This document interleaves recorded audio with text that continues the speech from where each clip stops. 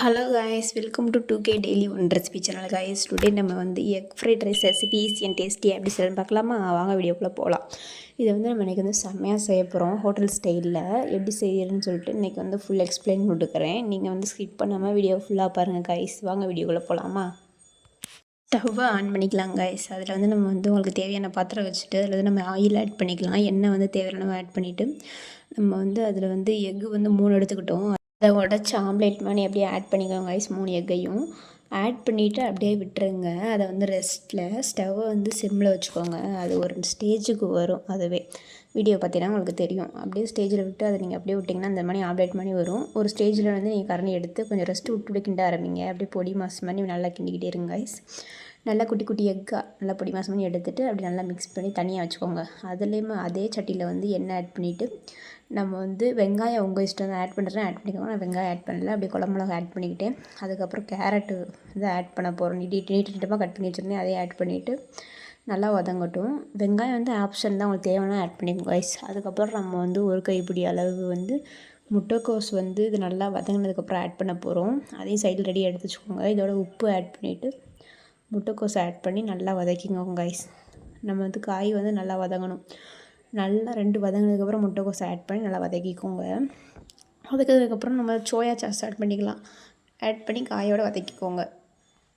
Soya சாஸை வந்து காயோடு நல்லா வதக்கிக்கோங்க கைஸ். வதக்கி வந்து நல்லா எடுத்து வச்சுக்கோங்க. அந்த காயோடு வந்து சோயா சாஸ் இறங்கும். சோயா சாஸ் இல்லைனாலும் பரவாயில்ல, நீங்கள் வந்து இந்த இது மட்டும் ஸ்கிப் பண்ணிவிட்டு அதை பண்ணுங்கள்.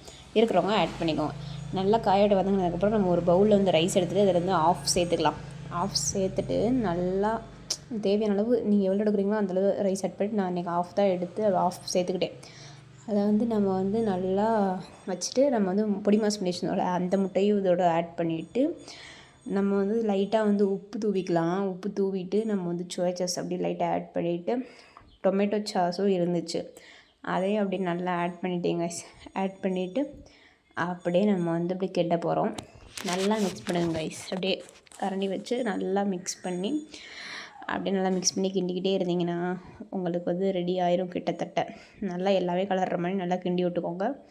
கிண்டி விட்டு லைட்டாக நம்ம ஃபினிஷிங் வந்து மிளகுப்பொடி சீரகப்பொடி சேர்த்துக்கோங்க. அப்படி ஃபினிஷிங்க்கு நல்லா மிக்ஸ் பண்ணிக்கோங்க. உப்பு பத்தலைன்னா நீங்கள் சேர்த்துக்கலாம். நம்ம ஸ்டார்டிங்லேயே சேர்த்துருந்தோம்.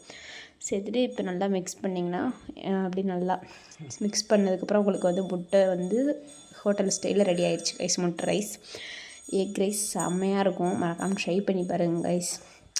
அவ்வளோதான் கைஸ், நம்ம வந்து ப்ராசஸ்லாம் முடிஞ்சிருச்சு. இனி வந்து நம்ம எடுத்து வந்து சர்வ் பண்ணி சாப்பிட்றதான் கைஸ். அவ்வளோதான் கைஸ். இந்த மாதிரி செஞ்சு கொடுத்தீங்கன்னா ரொம்ப சந்தோஷப்படுவாங்க குழந்தைங்கள்லாம்.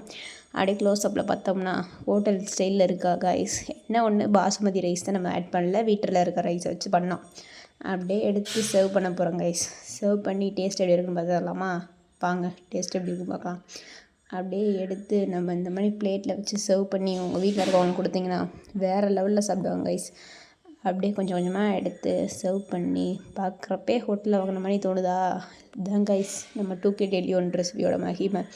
மறக்காமல் நீங்களும் ட்ரை பண்ணி பாருங்கள் கைஸ். ட்ரை பண்ணி பார்த்துட்டு எப்படி இருக்குன்னு சொல்லுங்கள் கைஸ். மறக்காமல் வீடியோ பிடிச்சி லைக் பண்ணி சப்ஸ்கிரைப் பண்ணிக்கோங்க. அடுத்து என்ன வீடியோ போடலான்னு சொல்லிட்டு கமெண்ட்டில் பண்ணுங்கள். மறக்காமல் சப்ஸ்கிரைப் பண்ணிக்கோங்க கைஸ். By bye guys.